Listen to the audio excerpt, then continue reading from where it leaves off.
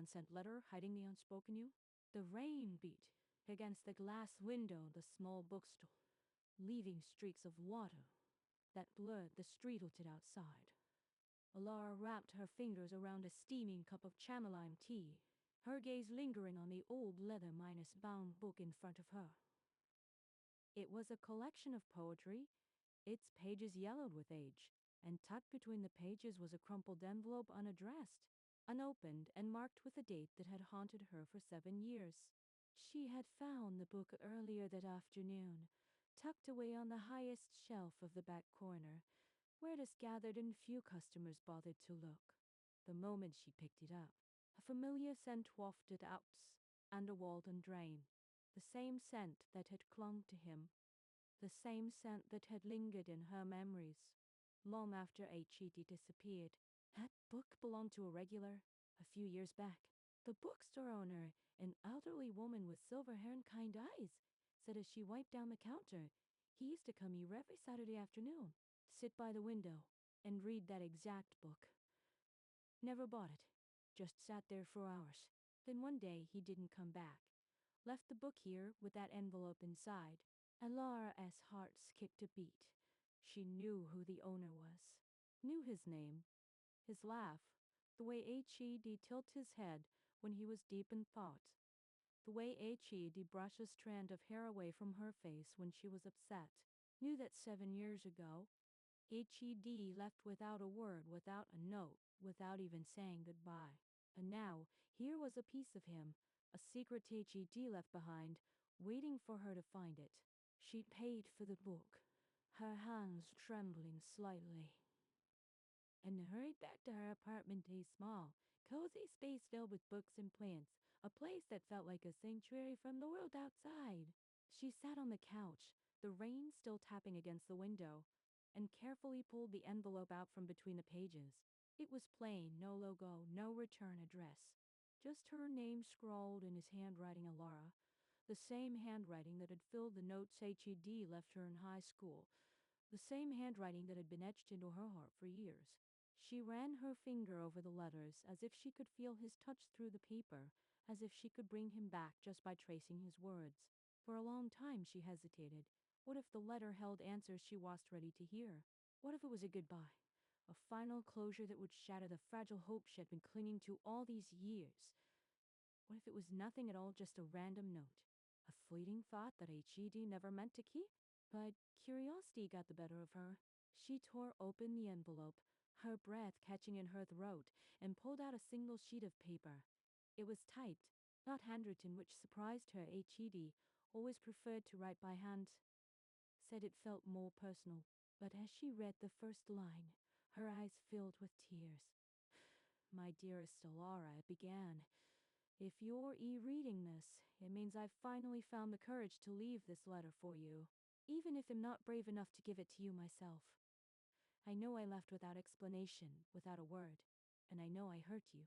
I have carried that guilt with me every single day for the past 7 years, and I'm so sorry.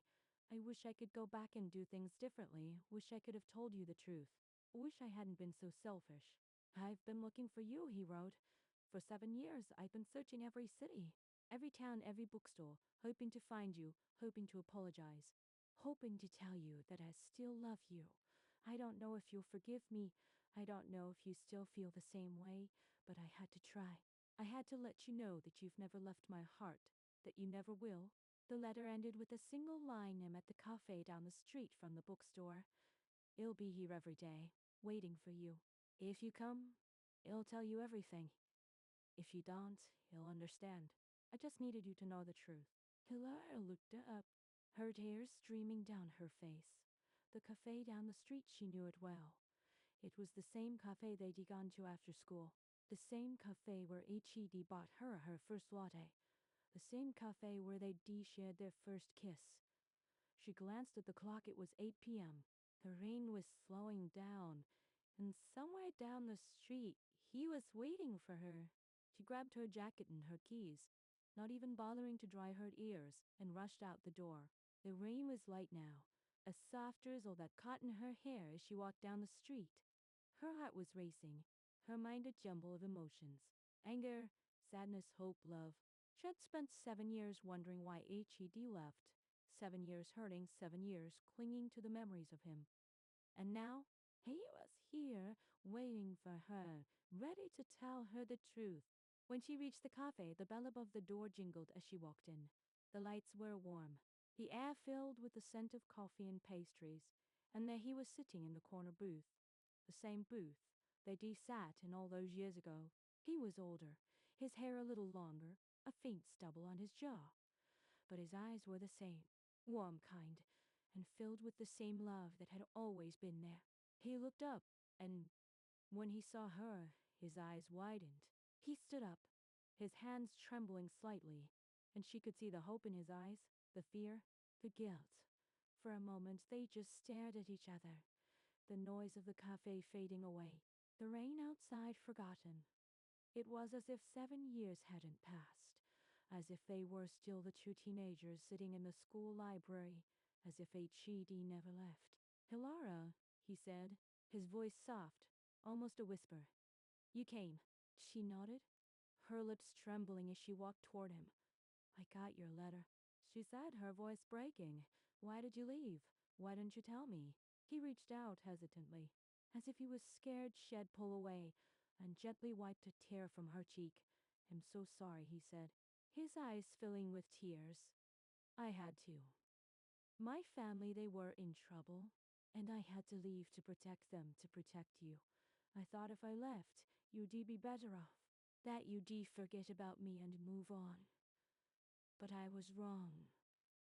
I was so wrong. He pulled her into his arms, and she melted into him, the familiar scent of sand of Sonderwald and drain wrapping around her like a blanket. It was the same hug she'd been craving for 7 years, the same hug that made her feel safe, the same hug that made her heart feel whole again. She cried into his chest, letting out all the pain and sadness and longing she'd been holding on to for so long. I never forgot you, she whispered. I never stopped loving you. He pulled back, cupping her face in his hands, his thumbs brushing away her tears. I never stopped loving you either, he said, his voice firm, his eyes locked on hers. I've loved you every single day for 7 years, and I'll love you for the rest of my life. I'm never leaving you again. I promise. He leaned down, and his lips met hers, soft and gentle at first, then more passionate, as if they were making up for all the years they'd lost, all the kisses they'd missed, all the moments they'd been apart. The world around them disappeared, and it was the two of them together again, after 7 long years. Later, as they sat in the booth, drinking coffee and talking, he told her everything, the secrets his family had been hiding, the pressure HE been under, the way HED thought about her every single day. He told her about the book, about how HED left it in the bookstore, hoping that one day she'd find it, hoping that one day she'd come looking for him. Hilara listened, her hand in his, her heart full. She knew that there would be more conversations, more healing, more moments of pain as they worked through the years they'd lost. But she also knew that it was worth it, because he was here, with her, and that was all that mattered. As they left the cafe, the rain had stopped, and the moon was shining brightly in the sky.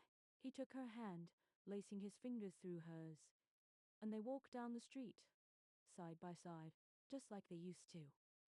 The unsent letter had finally been read, the unspoken words had finally been said, and the love that had been hidden for 7 years had finally been set free. And as they walked, Elara smiled, knowing that sometimes the best things in life are worth waiting for, even if it takes 7 years, even if it takes an unsent letter, even if it takes a rainy day in a small bookstore to bring you back to the person you love.